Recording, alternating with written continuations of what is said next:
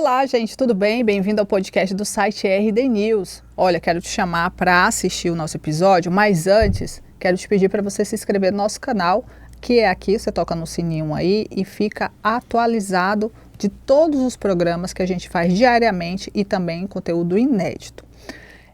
A questão das informações você pode acompanhar no site RD News e ficar muito bem informado.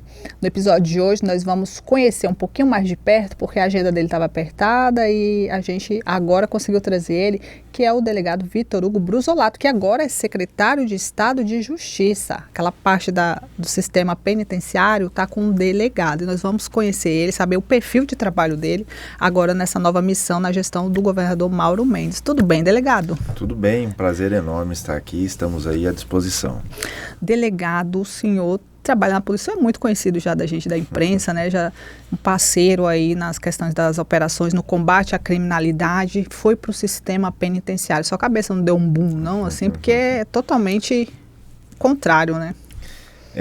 Sou delegado há 18 anos aqui no estado de Mato Grosso, tenho passagem aí pelo interior do estado, né? Conheci bastante a realidade do nosso interior e desde 2013 estou aqui na capital, trabalhei na Delegacia do Meio Ambiente, depois eu iniciei aí, vamos dizer assim, o enfrentamento às facções criminosas. O primeiro trabalho ali foi como titular da roubos e furtos de veículo. Sim. Em 2014, 2015, fiquei lá até 2018 e ali a gente começou a fazer esse enfrentamento, um trabalho de investigação qualificada, o início ali da atuação das facções aqui no nosso estado. A gente identificou que naquele período as facções subtraíam os veículos aqui na região metropolitana para trocar por substâncias entorpecentes na região de fronteira. Então ali nós começamos a entender toda a dinâmica do crime organizado aqui no estado e fiquei muito feliz e honrado pelo convite, um desafio pessoal, profissional, mas um desafio principalmente importante para a segurança pública aqui do nosso estado. É importante lembrar que a secretaria, ela nasceu no programa Tolerância Zero, né? Ela nasceu dentro desse programa de governo, lançado pelo governador Mauro Mendes no dia 28 de novembro do ano passado. Então, com esse desafio de fazer esse enfrentamento às facções criminosas. E isso que nós estamos desenvolvendo à frente da Secretaria de Justiça. É claro que o sistema penitenciário socioeducativo, né, são atividades complexas que têm a parte da segurança das unidades, a segurança, principalmente nesse enfrentamento às facções, mas tem várias outras atividades, que não deixa de ser também um enfrentamento às facções, porque você tem um desafio da ressocialização, né? Nós não temos aqui no nosso ordenamento jurídico pena perpétua ou pena de morte. Então esse indivíduo que está hoje dentro das nossas unidades, ele vai voltar a conviver com a sociedade. Então nós temos que também esse desafio de preparar para quando esse indivíduo sair, ele tem, né, uma oportunidade de emprego, ele tem uma oportunidade ali na sociedade para ele reintegrar, né, e conviver de uma forma pacífica e principalmente evitando aí a reincidência aqui no nosso estado. O senhor acredita na ressocialização de um faccionado? Acredito e inclusive eu já vi. O estado de Mato Grosso, hoje dentro da Secretaria de Justiça, nós temos e damos várias oportunidades. Então, o indivíduo que está ingressando hoje, que entrou numa unidade prisional, ele tem várias oportunidades de evoluir como pessoa, ele vai oportunidades de estudo, de profissionalização, de capacitação, de trabalho. Mas como que ele foge das garras desse grupo? Porque quando ele é faccionado, todo mundo sabe, né? Que eles são até cadastrados, né? Eles têm que pagar mensalidade, quando ele sai da cadeia eles têm que cumprir atividades para aquele grupo, porque falam até que se ele não cumprir, acabam com essa pessoa, né? Matam essa pessoa. Então, como que o senhor que é delegado, tenho certeza, quantas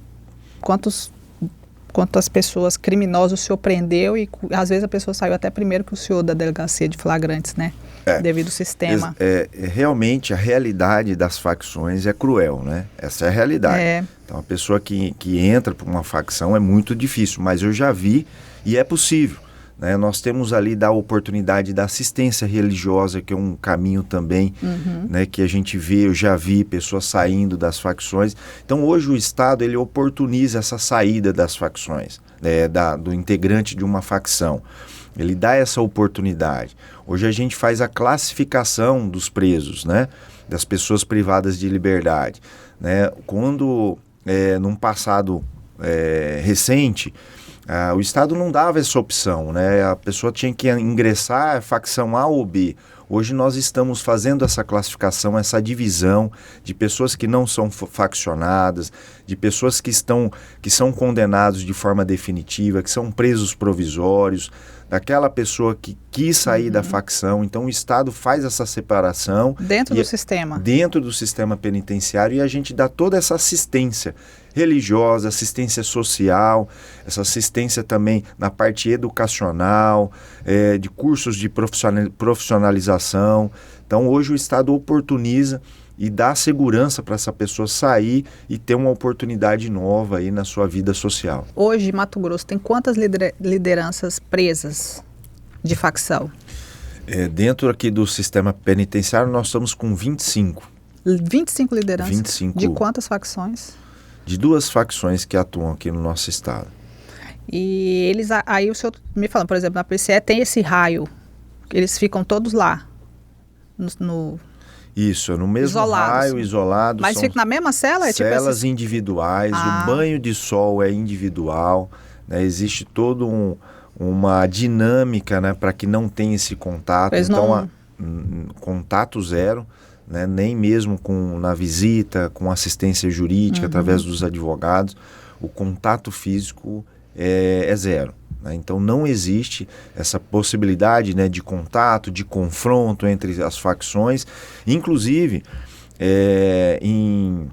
existe um estudo e alguns estados aplicam, né, a metodologia obviamente que dentro de uma divisão, na mesma unidade prisional, a inclusão de 2 ou até mais facções dentro da unidade prisional.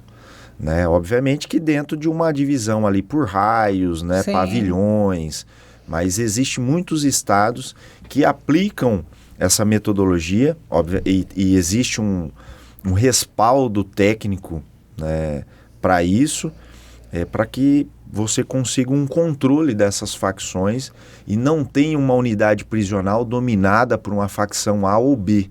Né? E é isso que nós estamos fazendo aqui, dividindo, né, dentro das unidades, faccionados, pessoas que não são faccionadas, para que a gente possa, até nas políticas públicas, né, que nós temos dentro do sistema penitenciário, fazer uma aplicação mais eficaz e eficiente. Ô secretário, por que o Estado é contra os mercadinhos? O que vocês não concordam com ele? Primeiro, por uma razão óbvia, porque o Estado ele supre essa assistência, ele dá essa assistência material aqui no Estado. Né? Todos os itens básicos, né, de higiene pessoal, de produtos de limpeza, o Estado, a alimentação também, o Estado supre. Ele dá essa assistência conforme a previsão da Lei de Execução Penal. Mas existe também um estudo feito pela Secretaria Nacional de Políticas Penais, que é a Senapen, uma secretaria nacional.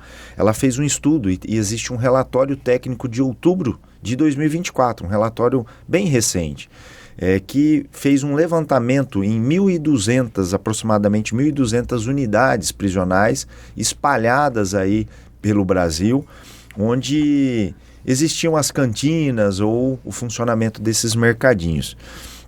O estudo chegou à conclusão que em todas, né, sem exceção, em todas, esses mercadinhos, eles são aproveitados em um poder paralelo, né, pelas facções criminosas. Então as facções adquirem os produtos independente da administração dos mercadinhos. Existem estados que é o Conselho da Comunidade, existem estados que é o próprio estado que comercializa, existem alguns lugares que são associações, né, de servidores, outras associações da sociedade civil organizada. Mas independente da administração, as facções elas compram essa mercadoria e revendem dentro dos estabelecimentos prisionais. E isso, né, fortalece, você cria uma desigualdade dentro das unidades prisionais e você fortalece financeiramente as facções criminosas. Então chegou-se a essa conclusão e existe um relatório técnico. E pior, 90% dos produtos comercializados nesse estudo em 1.200 unidades, cantinas, né, existentes, 90% dos produtos são produtos supérfluos, né, não são produtos essenciais. Né, são chocolates, roupas de marca, produtos que não são ali previstos na lei de execução penal. Mas em Mato Grosso, quantos mercadinhos o Estado já fechou das penitenciárias? Nós fechamos todos. Quantos tinham?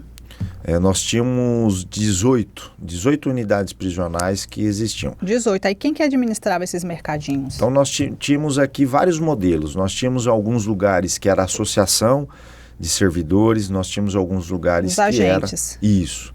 E nós tínhamos alguns lugares que era o Conselho da Comunidade. Né? Então nós tínhamos esses dois modelos aqui no estado. Mas aí nós fechamos, né, porque teve o veto do governador, nós discutimos, só para contextualizar, nós discutimos no comitê, o projeto foi encaminhado da Casa Civil para a Assembleia sem o mercadinho, e no início do ano teve uma alteração desse texto, né, com a possibilidade da existência dos mercadinhos, né?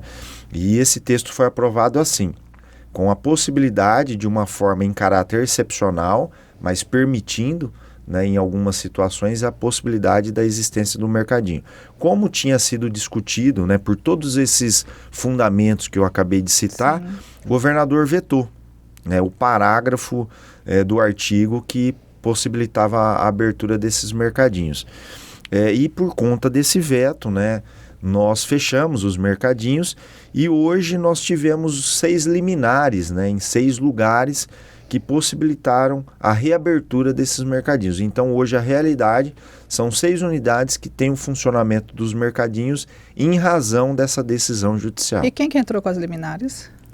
A Defensoria Pública entrou com a maioria e com a maior parte. Alegando que o Estado não supria completamente, alegando que a lei de execução penal possibilitava essa possibilidade, né? São várias as argumentações e é claro que nós estamos, né, fizemos os recursos demonstrando, né, inclusive com todos os contratos, o fluxo de entrega e distribuição desses produtos nas unidades, porque é claro que nós estamos numa mudança de paradigmas, mudança de comportamento. Né? Inclusive nós estamos cobrando muito dos diretores das unidades que tinham esses mercadinhos como suporte, né, para que agora nós temos o Estado vai suprir, então nós estamos, e já fizemos, né, isso já desde janeiro, a adequação para que a gente conseguisse suprir de uma maneira eficiente. Hoje nós já alcançamos e estamos fazendo todo esse fornecimento dos materiais básicos, né? Os kits são individuais de higiene, de produtos de higiene pessoal, produtos de limpeza, né? E nós estamos inclusive fiscalizando através da nossa corregedoria. Delegado, o Procurador-Geral de Justiça, Rodrigo Fonseca, ele esteve aqui no programa e aí eu perguntei para ele a questão dos mercadinhos. E ele pontuou justamente isso, que essas liminares estão falando aí da questão de suprir, né? Aí ele deu um exemplo muito básico. Ele falou que os mercadinhos, eles servem para os próprios servidores, né, da penitenciária. Tipo, ele deu um exemplo, uma telha quebrou lá. E aí, daqui que abre uma licitação, peça para vir e chove, por exemplo. Aí o que faz? Eles têm esse recurso, esse caixa do mercadinho e compra essa telha e coloca lá. Ele falou que esse recurso, na verdade, fica para a própria unidade. Eu falei para ele, mas aí se fechar os mercadinhos, será que vai ter que... Porque os mercadinhos também servem para as famílias comprar lanche na hora da visita, porque elas não entram com comida.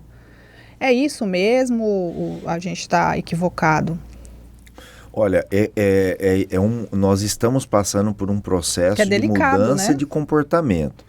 né? Mas a gente, é claro que é mais fácil eu abrir a gaveta e ter o dinheiro ali na minha mão e comprar do que eu ter que ter algumas burocracias em razão da transparência que o servidor público precisa e deve ter, né? Mas hoje o Estado, ele fornece, nós temos contratos que estão vigentes, né? Para manutenção predial. Então, na minha visão, e é isso que a gente fundamenta, isso é uma desculpa. O Estado tem contratos de manutenção predial, nós temos um contrato de suprimento de fundos, que cada diretor de uma unidade ele pode e deve ter um cartão corporativo para manutenção dos seus estabelecimentos prisionais. Obviamente que tudo isso dá trabalho, porque você tem que prestar conta, mas o serviço público é assim. É transparência, é prestação de conta. Nós estamos aqui, o nome diz, nós estamos aqui para servir a sociedade de uma forma transparente, de uma forma como exige a legislação. Então isso dá trabalho, né? É mais fácil eu abrir a gaveta, pegar lá 100, 200 reais, porque uma outra realidade, esses mercadinhos que funcionavam e funcionam, né, em razão dessas liminares, não prestam conta. Então é facilmente utilizado, como eu disse, e é utilizado infelizmente, para lavagem de dinheiro. Porque não existe a prestação de contas. A Corregedoria esteve recentemente visitando esses estabelecimentos, nesses 6 lugares onde está, mediante decisão judicial, não existe prestação de conta, né? Não existe pagamento de imposto. Então ele vai lá, compra e pronto, acabou. Ele compra o produto num atacadão, por exemplo, né, numa rede de atacado, e ele revende ali, mas ele não paga o imposto, que é o ICMS, como revendedor. Ele compra como consumidor final, mas revende. Então existem várias irregularidades por trás. Então o Estado não pode compactuar com essas irregularidades, né? Então, por isso que ainda a gente reforça a necessidade do fechamento. Inclusive, é importante ressaltar que tudo isso foi relatado, né? Existe um relatório, um levantamento feito, e nós encaminhamos para os órgãos competentes. Isso foi encaminhado para a Secretaria de Fazenda, para a Delegacia Fazendária, porque existem indícios de sonegação fiscal, não prestam conta, não existe transparência na aplicação desse recurso. Então o Estado, ele supre, ele tem, só que nós estamos num processo de mudança, como eu disse, é muito mais simples eu pegar o dinheiro que está disponível, que eu não tenho que prestar conta, e fazer a troca ali de uma lâmpada, fazer a reposição de uma telha, mas o Estado hoje ele tem recursos e condições de fazer toda essa assistência, né, e a manutenção nas unidades prisionais. Então nós estamos capacitando os nossos diretores, né, passando para eles quais são os recursos, a forma de acionamento, né, é uma nova realidade, né? Então nós estamos preparando todos os gestores das unidades para que o Estado possa, de uma maneira eficiente, né, suprir ali todas as necessidades existentes. Para a gente encerrar, secretário, essa semana as forças de segurança do Estado foram mobilizadas ali para a fronteira, na região do Araguaia e Goiás, porque houve aí a fuga de faccionados da penitenciária de Mineiros. O senhor já fez uma comunicação para o sistema penitenciário também de lá, para vocês trabalharem integrado para capturar, porque inclusive prenderam né? Já prenderam um integrante. A gente recebeu essa comunicação da PM ontem. Tem que ter essa comunicação, né, para vocês poderem pegar esse pessoal. Nesse enfrentamento às facções, principalmente as facções, o crime organizado é necessário, é fundamental a inteligência policial, né, a gente tentar antecipar toda a atividade criminosa e a integração. Essa integração é fundamental para que a gente possa fazer um enfrentamento eficiente das facções criminosas. E ontem nós tive contato com o diretor-geral da Polícia Penal lá de Goiás, né, desde o início da manhã. Né, nós já tratamos todo o processo de recambiamento. Esse indivíduo recapturado aqui no estado, ele nem vai entrar no nosso sistema penitenciário, já tem uma equipe de Goiás ali na região, salvo engano, em Alto Araguaia. Isso. E já está fazendo todo esse processo, todo o alinhamento, né, com o judiciário também. Então, tudo isso está tratado, né, com o delegado regional de Rondonópolis, que é o responsável ali pela região, pelo delegado da delegacia de Alto Araguaia, pelas autoridades ali, principalmente pelo judiciário, e a equipe lá de Goiás já está na cidade e já vai fazer esse recambiamento ainda hoje. Então essa integração, e é fruto, essa integração é fundamental para que a gente possa avançar nesse enfrentamento às facções. E é isso que está ocorrendo na tolerância, no programa Tolerância Zero. Todas as forças de segurança unidas, debatendo frequentemente as ações, né, principalmente a parte de inteligência, Polícia Civil, Polícia Militar, todas as forças, né, inclusive as federais aqui, que trabalham aqui no nosso estado, todos unidos com o mesmo propósito, né, de fazer esse enfrentamento. E como eu disse, esse trabalho está surtindo efeito. Nós temos aí redução de vários índices. Hoje mesmo eu estava vendo a redução significativa dos roubos e furtos de veículos. Nós tivemos aí uma situação inédita ali na região de Cáceres, mais de 100 dias sem homicídios. Nós tivemos ali na região ali de Sorriso, que Sorriso foi infelizmente uma cidade muito comentada nacionalmente, né? E nós tivemos uma redução acima de 70% dos homicídios. Dentro do sistema penitenciário, nós estamos conseguindo praticamente zerar a entrada de celulares. O ano passado nós tivemos quase 30 fugas, né, de janeiro a março. Esse ano nós tivemos apenas uma, que foi uma situação de uma pessoa que estava trabalhando na rua, né, que tinha condições ali de trabalhar. Então nós tivemos uma fuga. Secretário, eu queria lhe agradecer por você ter vindo aqui, lhe desejar muita sorte, porque não é fácil estar pegando uma missão árdua, que é num momento, como a gente fala, né, Raquel, um momento quente, que o Brasil inteiro está sendo atacado por facções criminosas. Não é só um problema de Mato Grosso, é importante a gente dizer isso, né? A gente já viu aí gente sendo morta no aeroporto lá em São Paulo, né? Assassinada por envolvimento com isso. Então, a gente lhe deseja muita sorte, que o senhor consiga colocar em prática esse trabalho e combater esses criminosos, porque a gente precisa de paz, né? E essa é a nossa missão. A gente acorda todos os dias, né, pedindo sempre a proteção de Deus, mas o que nos move é isso. Eu sou abordado na rua, recentemente eu fui abordado por um grande trabalhador do meu condomínio, e ele me abordou de forma desesperada: eu não aguento mais. Né? Então isso que motiva a gente, né? Eu sou servidor público, numa área de segurança pública, a gente conhece, é possível fazer a diferença, é possível a gente resgatar essa paz, essa tranquilidade para o cidadão de bem. Eu acredito, e nós vamos fazer isso. E nós vamos fazer isso porque nós temos um trabalho diferenciado aqui no estado. Nós temos um governador que auxilia e dá todo o suporte para as forças de segurança realizarem da melhor forma possível o seu trabalho. Nós temos investimento, nós temos um governador que é sensível às questões de segurança, investe e deixa a polícia fazer o seu trabalho. E a gente tem condição, porque a gente que conhece um pouco da realidade de outros estados, a gente sabe que, infelizmente, alguns estados já perderam essa batalha, né? Onde a sociedade não consegue mais, não tem mais o seu direito de ir e vir, né? Forças de segurança que não conseguem entrar em determinadas regiões. Então isso é possível fazer aqui em Mato Grosso, e nós vamos fazer. Então é isso que motiva, né? Porque a gente sabe e vê que é possível fazer esse trabalho, e esse trabalho num curto espaço de tempo nós vamos resgatar toda essa tranquilidade que o cidadão, que a sociedade precisa e merece. Obrigada, secretário. E para você que ficou com a gente até agora, obrigada pela sua audiência. Deixa seu comentário aí, sua curtida, analisa com a gente o que você acha aí dos mercadinhos, dessa questão do combate. Tivemos boas notícias de redução de criminalidade, isso é uma novidade que o secretário trouxe para a gente, e a gente te aguarda aí no próximo episódio. Tchau!